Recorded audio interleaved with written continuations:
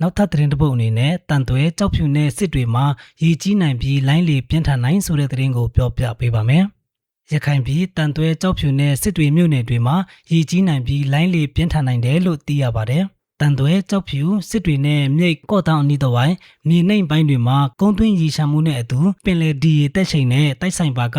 မြို့ပြရေကြီးမှုများဖြစ်ပွားနိုင်ပါတယ်။ပင်လယ်ပြင်မှာလည်းမုတ်တုံလေပြင်းကြောင့်လိုင်းလေအလွန်ပြင်းထန်နိုင်လို့ငါးဖမ်းရေရင်များနဲ့ကန်နီခီးတွာလာမှုများဘေးအန္တရာယ်ကြုံတွေ့နိုင်ပါတယ်လို့မိုးလေဝသပညာရှင်ဦးဝင်းနိုင်ကဆိုပါတယ်။ဇွန်လ23ရက်နဲ့ဇွန်14ကစပြီးပထမ24နာရီအတွင်းဘင်္ဂလားပင်လယ်အော်အလယ်ပိုင်းမှာမုတ်တုံလေအားကောင်းရာကနေရခိုင်ကမ်းရိုးတန်းနဲ့ကချင်ရှမ်းမြောက်တောင်တန်းတွေပေါ်မှာမိုးရေချိန်90ကနေ100မီလီမီတာအဖြစ်ကနဦးစတင်ရွာသွန်းနိုင်ပြီးဇွန်လ15ရက်နဲ့16ရက်မှာကမ်းရိုးတန်းမျက်နှာစာတစ်ခုလုံးမှာမုတ်တုံလေဦးတိုင်းပုံမထင်ရှားလာပြီးရခိုင်နဲ့တနင်္လာရီမှာမိုးရေချိန်ရရှိတဲ့အခြေအနေ150မီလီမီတာကျော်ကိုရုတ်ချီမြင့်တက်သွားနိုင်တယ်လို့လည်းဦးဝင်းနိုင်ကသုံးသပ်ပါတယ်။အလားတူဇွန်လ18ရက်နဲ့18ရက်မှာ